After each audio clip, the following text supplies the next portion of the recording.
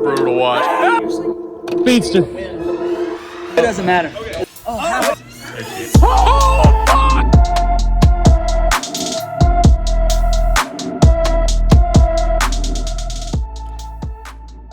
Holy shit. Welcome to week 2 of the fantasy football season in your Avenger League week 2 preview. Holy fuck, football has never been more back than it is right now. Jesus Christ. Wow, what a week 1. Let's get to just right off the bat some of the big stories from week 1. Obviously Rodgers, the biggest story is Achilles goes out, season's over. Played all of 4 snaps for the New York Jets. Did not complete a pass, attempted a single pass, and he is out. They're back on the Zach Wilson show. I wrote down 49ers may have the greatest roster in history. Brock Purdy looks like exactly what they need him to be. There's just guys everywhere. It's insane. Absolutely dismantled the Steelers this weekend. Anthony Richardson, I think will be a superstar in the league. I rewatched his game yesterday. Every throw has so much zip on it. He was accurate at times. He had a bad turnover, but the rushing looks there. He's accurate. If the Colts can keep him healthy, holy shit. And the last thing I wrote down, Tua and Tyreek may set NFL records this season. I understand it's one game. I understand Tua's health is a major concern, but right now they're on pace for 7,299 passing yards and 3,655 receiving yards from Tyreek. Holy shit, what a game. Winners and losers this week. The biggest winners, me and Charlie. 2 insane games. Both came down to defenses. Obviously the late drama last night with the Bills. Josh Allen turning it over 4 times. And the Jets getting a last minute score to knock Tim down 3 points to allow me to take the victory. Crazy game. And then Charlie, genius, I guess. You played the team in front of you. I mean, you know, you do what you can. You play who you play. Trevor started the Dolphins defense against the Chargers. And now there Charlie is. It's just... It defies logic, it defies physics, it defies everything. Will of participation. I actually, before I do that, I do have just one more weird, wild stat to throw out at you. As far as league scoring goes, obviously week 1 was rough. No Kelsey. The entire Bengals were just in shambles. You know, a couple people get hurt. Mark Andrews doesn't play, so your top 2 tight ends are out. A lot of weird shit happens, but just the top 3 scorers this week, their average was 119.35. That was myself, Tim, and Wade. The lowest score being 117 from Wade. So 3 really solid scores. Tim, of course, losing to the one team that could have beat him. The next 7 was 82.13. I don't know that I've ever seen that big of a difference in scoring week to week. Or within a single week. Just absolutely crazy. I am recording this on Tuesday, so no waivers have processed. I'm not going to release it till Wednesday, till after the waivers process, just because, I don't know, I feel weird going over the top targets and, you know, giving everybody a hint without them actually Googling it themselves, whatever. My top waiver targets, Kyron Williams, 2 touchdowns. You know, he looked a lot more explosive than Cam Akers, and he got the ball a lot more. Or maybe not. I'm not checking carries, but whatever. He looked really good, and he got a lot of goal line carries. Gus Edwards, the J.K. Dobbins news, his Achilles is gone. His season is also over, along with Aaron Rodgers. So now it's next man up in Baltimore. Romeo Doubs had a couple touchdowns. I think at least one. He had a really solid week. Jordan Love looks really good. It was against the Bears defense, but still Jordan, he went out there, he did what he needed to do, had a lot of receiving success, and Dobbs should be a benefactor of that, especially if Christian Watson ends up missing some more time. Joshua Kelly, Eckler is suddenly dealing with an ankle injury, and Joshua Kelly looked good anytime he got the ball. Tyler Algier still getting carries, still getting reps, at least early in the season before Bijan kind of rounds into form. Hunter Henry was, I think, the top tight end this week. Let me check John's real quick. While I'm pulling him up, Jacoby Myers was one of my other ones. Had a really good week. He's obviously dealing with a concussion now, so I'll probably miss next week, but probably a solid stash. With Garoppolo looking good, and yes, Hunter Henry was the top scoring tight end this week. So if Mac Jones loves Hunter Henry in the 2021 season when Mac was actually a competent quarterback. I know I rode the Hunter Henry train, and I think as long as Mac is available, he will be a good pickup. On to the wheel of participation. Andrew took home the top prize this week, so he is getting $10 for the top coach award. So he had the fewest points on his bench. I think it was not a lot at all. So we're gonna go ahead and move over to this week's spin and see what we're rocking. I lowered it to 10 seconds instead of 25, so.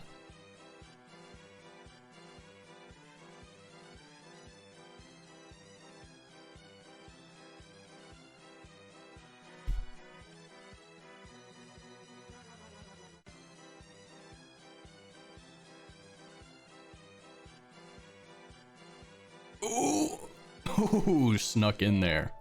Highest scoring starter. So most points in a starting lineup for that team. Tyreek feels like a really good bet to do that. Anyway, so there's our wheel of participation this week, so we know what we're all gunning for. And now let's just go ahead and finally, what is it, 6 minutes into this video, get into the matchup. So we're gonna start with myself and Raleigh, just because it's the first one up here, and I won, so I'm in first place.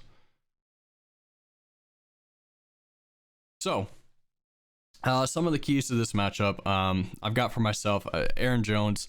Obviously he pulled up late, that last big touchdown he started grabbing at his hamstring. We probably won't know anything more about him until Wednesday, but he's got a very, very favorable matchup against the Falcons. So if he is good to go, then I really like the chances of him putting up a very similar performance to what he did last week. 2 touchdowns is a lot to ask, but I think the yardage will be there. The other reason this is a big key is I don't know if you know this, but Raleigh's stashing AJ Dillon down there. So if Aaron Jones can't go for whatever reason against a bad rush defense from Atlanta, on a team with a rookie quarterback that was kind of prone to running the ball, that could be a huge swing in Raleigh's favor if he gets to slot in AJ Dillon. And then once again, I wrote down who is going to be the third guy to step up. Last week, Brandon Ayuk went absolutely insane. 2 touchdowns, 28 points. I think he was the number two wide receiver. Of course, he was on my bench, but he's going to be, him and CeeDee Lamb are going to be the consistent starters going forward as long as they stay healthy and are not on a bye week or something. They're going to be in the lineup at this point. Ayuk killed it towards the end of last season. Brock Purdy loves throwing to him. He's like I said, he's a permanent slot in the lineup. So who's going to step up and take the flex is the biggest question I have. Breece Hall looked incredible last night. But he's still kind of working his way back from an ACL. And he gets the Cowboys defense this week with Zach Wilson as his quarterback. That's the other thing. There's really no threat of a deep ball or any kind of passing attack. So how effective can Breece Hall be with Zach Wilson? We saw him rip off the big 83-yard run. I don't like to really count on explosive plays, but with Breece Hall, they just happen all the time. So he's going to be the guy going forward. But you get the Cowboys this week. Mike Williams gets a very favorable matchup against Tennessee. However, do you trust him again? He's already missed 2 quarters with an injury. He was getting evaluated for a concussion. He did decent when he came back. He had 45 yards, 4 catches, but he's just guaranteed to miss some time. For Raleigh, I wrote down he's in tight end purgatory. I love David Njoku. I think David Njoku is going to have a big season. Obviously, the first game was not great. There was just not a lot of scoring in that game as a whole. And he gets a matchup with Pittsburgh, a pissed off Pittsburgh now, coming off getting absolutely just drubbed by the fucking 49ers. They look so good. Can David Njoku take that next step? Can Deshaun Watson take that next step to be able to get him the ball? The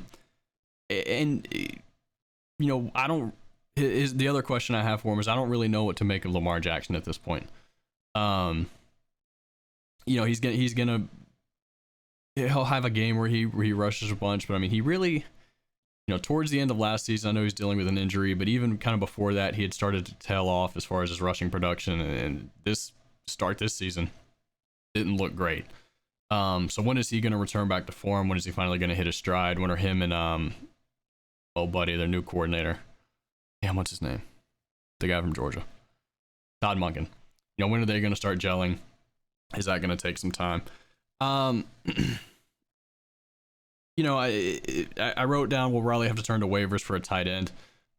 He's got decently high priority, I think, on the waiver wire. What is he, second or third, fourth? So could we see him turn to, like a Hunter Henry, someone I mentioned? Donald Parham had a pretty big game. Something like that. Is he going to stick with, if Mark Andrews is back, he's obviously not going to stick with Likely. He's likely not to. But will he trust David Njoku and turn to him? I don't know. For a winner this week, I mean, we're basically on scoring and kind of preseason prognostication. We know where this is going. I should win this game, barring some disaster. And that's where we're at.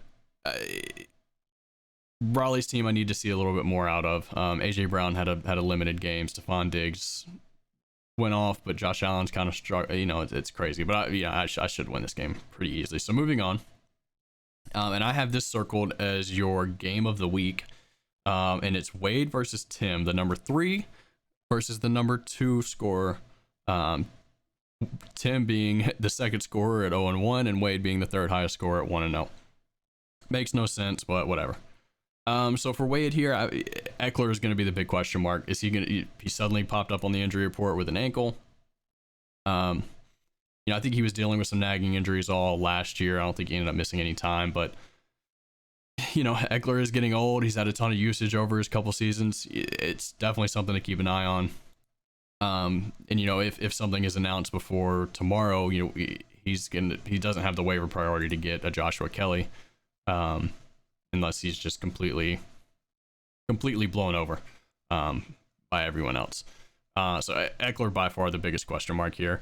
And I wrote down James Cook looks like he's probably going to live up to the hype. He looked explosive last night, and he didn't have a ton of production, but the Jets have one of, if not the best defense that the Buffalo's going to play. He gets a much softer Vegas matchup this week with a pissed off Jets team, but even against a great team and Josh Allen turning the ball over a bunch, which limited their possessions. 8.3 points, really, really solid as a flex play, RB2. I think James Cook is going to pay out for the value he had. And Tim, I have obviously he had the heartbreak of the week, the most insane ending I've ever seen. So can he bounce back from that? First off, and second, Tyreek was incredible. 40, basically 40 points. I think it was 38.5. Amon-Ra had 16 or so. They look really good.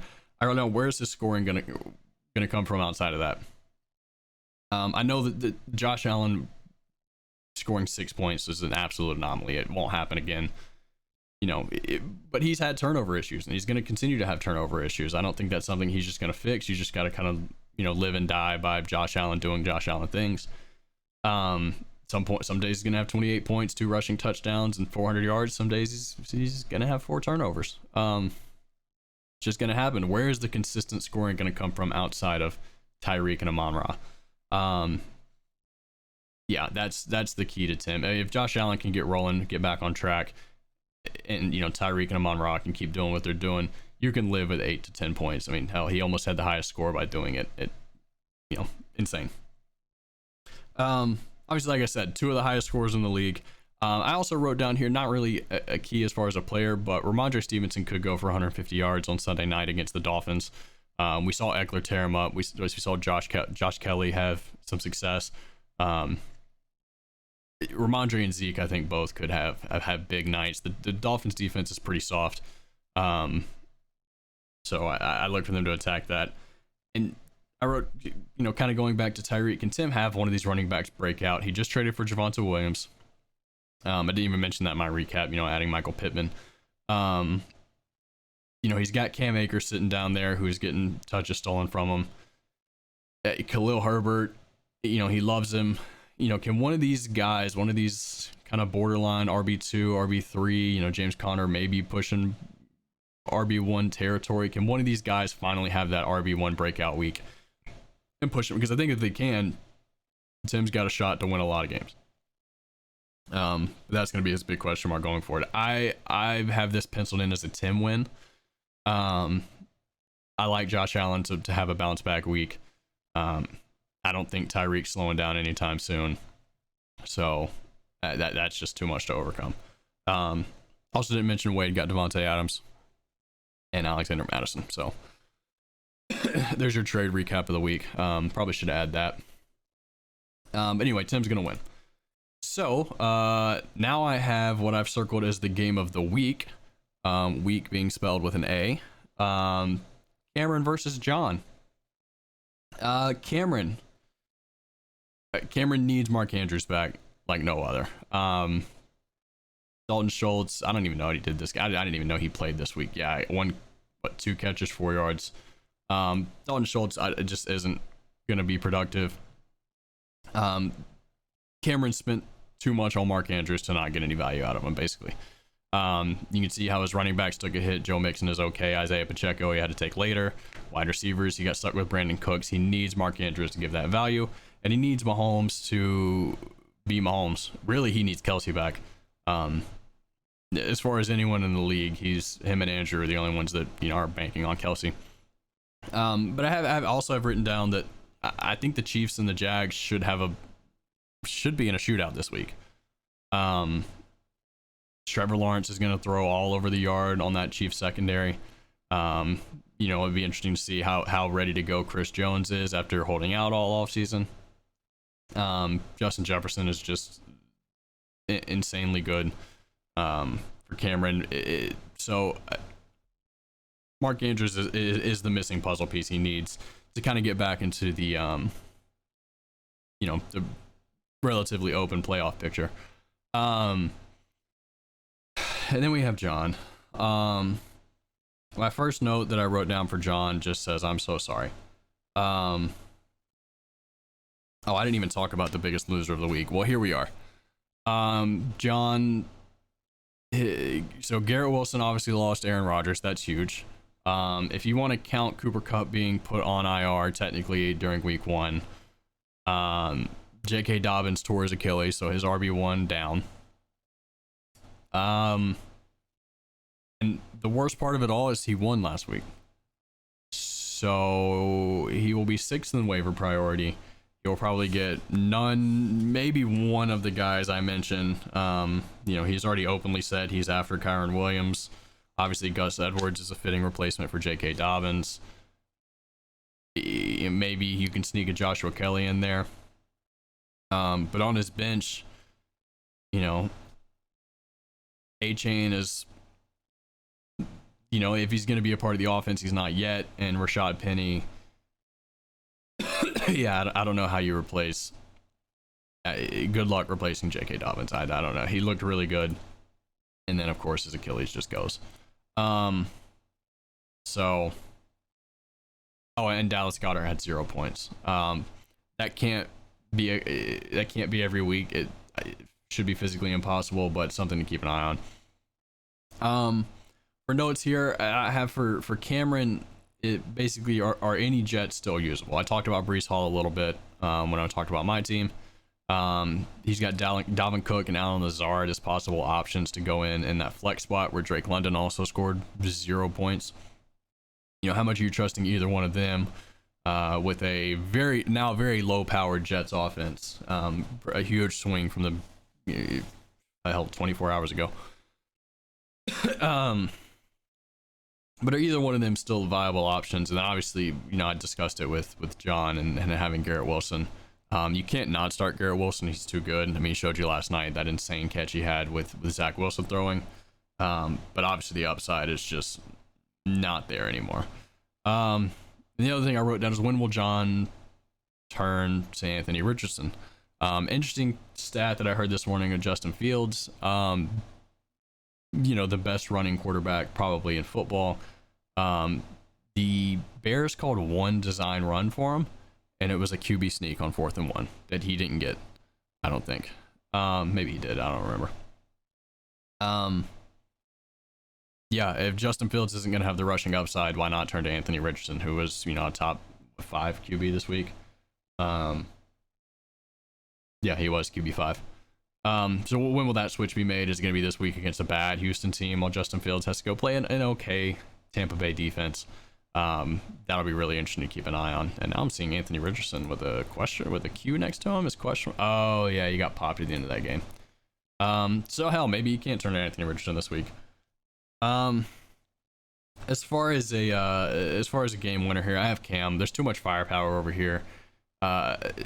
John is just going to be in shambles till probably week 4 or 5. Just truly is a heartbreak. Quentin Johnson was not getting any targets. Jackson Smith and Jigba did look really good. Probably a flex option. Cooper Kupp, man, I'm so sorry, John. It's so tough to watch. Anyway, next will be Andrew and Trevor. And question mark once again, Travis Kelce. Is he ready to play? I think probably yes. Could be ready. Yeah, I mean, it's still a question mark. I would lean towards yes. Reports are he was fighting to play last week. And literally the doctors and Andy Reid just wouldn't let him. Which obviously don't fucking play week 1. But yeah, I mean, that's, I honestly, I don't even want to say it out loud. But if Travis Kelce is on Andrew's team, he would have been the highest scorer last week. All he needed was, I think, like 15.5 points. And I mean, you can pencil Kelce in for that every single week. So, especially against that Lions defense, the way they were playing and the way Mahomes was hitting every receiver in the hands and nobody could catch it. However, if you look at Andrew's team, he made a big trade a couple days ago. Sent Alexander Madison to Wade to receive Chris Olave in return. Devontae Adams also went to Wade in that trade. And he also received... Who did he get back? There was a second person he got back. Hold on. Everybody chill out. Everybody chill out. Everybody calm down. Who is the second person he got? Trades. Oh, it was DJ Moore. Okay. Anyway, all that to say that Andrew does not currently have an active RB2 on roster. His bench right now is Tyler Higbee, Alvin Kamara, who's suspended, DJ Moore, Deontay Johnson, Gabe Davis, Elijah Moore, and Sky Moore. Jesus Christ, whole lot of Moores. None of those are active running backs, and his flex right now is Amari Cooper. So, and he is like 6th or 7th in a waiver priority, maybe 8th. So good luck, I guess. Maybe Jalen Warren will be available. Actually, I think he's on Wade's team. Anyway, that'd be an interesting thing to keep monitoring. Who the fuck is Andrew going to start at running back?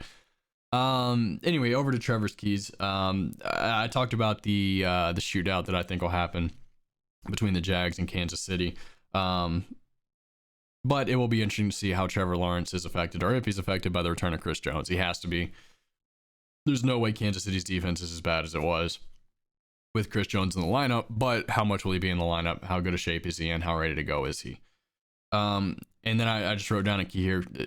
Great wide receiver matchups for Trevor here. Keenan Allen gets to play the Titans. Jamar Chase is playing the Ravens, who sneaky has a bad secondary. And then Jerry Jeudy gets the Commanders. Evan Ingram gets the Chiefs. And assuming Jerry Jeudy will start because Trevor doesn't have... Oh, he has DK Metcalf playing the Lions. Yeah, no. Wait, what the fuck? Why is DK Metcalf not even... anyway, DK Metcalf against the Lions, who should start over Jerry Jeudy against it. But anyway, all incredible matchups, soft secondaries, high score should be high scoring games. And yeah, and I put in here, will Trevor look for a new defense? The Patriots kind of stink, but the Dolphins got torched last week by the Chargers. And what the hell is Andrew going to do with his patchwork ass team, especially if Travis Kelce can't go? So once again, I am betting against Andrew with the understanding that Travis Kelce may not play. If Travis Kelce plays, he's going to win. I'm still interested to see what that RB2 slot is going to be, but with Travis Kelce, I don't think it matters too much. But if Kelce doesn't go and he's got a low end RB2, be something to keep an eye on. Oh, I didn't even write down. Look at the Trevor Lawrence, Calvin Ridley. Okay, that's actually really interesting. Yeah, I may have to switch up. Because assuming Calvin Ridley has a monster game against the Chiefs. Yeah, I'm going to switch. I'm going to go with Andrew. I'm going to say that Travis Kelce plays and Andrew wins because all of Trevor Lawrence's points are just counteracted by Calvin Ridley. Sneaky dream. Well, it's not sneaky, but dream team pick for me. Coming with Calvin Ridley, by the way. And that takes us to what I could have called our co-game of the week, but I already wrote it in pen. And the joke was funny, so I left it in. Ashley versus Charlie. For Ashley, I wrote down a couple of things here. Waddle had 5 targets on 45 pass attempts from Tua. If you want to take away the 15 attempts that Tyreek got, I understand because he's going to get those. He's going to get those targets. But still, 5 out of 30 targets. And we're talking about Cray Crat. It's insane. I don't think it'll continue all season, but I've something to really just keep an eye on. In a game where Tua threw for 450 plus yards, Waddle got 4 catches for 78 of them. I thought that was really interesting. And the other thing I wrote, Christian Watson. Obviously he missed last week with injury, but Jordan Love looks like he might be really, really good. Same thing I said for Romeo Doubs in the waiver wire pickup, and I still think he's a good waiver claim to put in. But if Christian Watson comes back, he's a clear wide receiver 1 there. He's so fast, he's so big. He had some drop issues last year, but he showed off what he could do at the end of the year. And I think he'll be a great flex option for Ashley, who is gonna need it for at least probably the first 4 weeks until Jonathan Taylor comes back.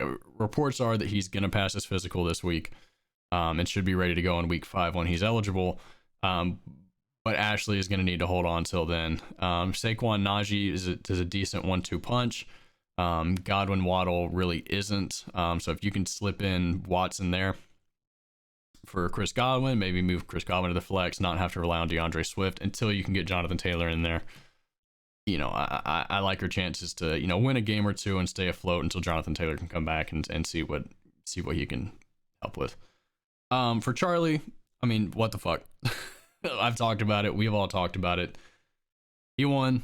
There's really not much else you can say about it. I just wrote down Bijan is awesome. Yeah, he's sick. That touchdown was crazy. When will they fully open him up and let him be the workhorse back that he was kind of brought in to be? Will it ever happen as long as Tyler Algier is productive? Why would you wait? Why would you run your rookie into the ground, I guess? So, he's effective when he gets the ball. It's just a matter of how much is he going to get the ball. And then we talked about it this morning. Deontay Johnson's going to be out for a pretty good stretch, maybe even looking at an IR stretch.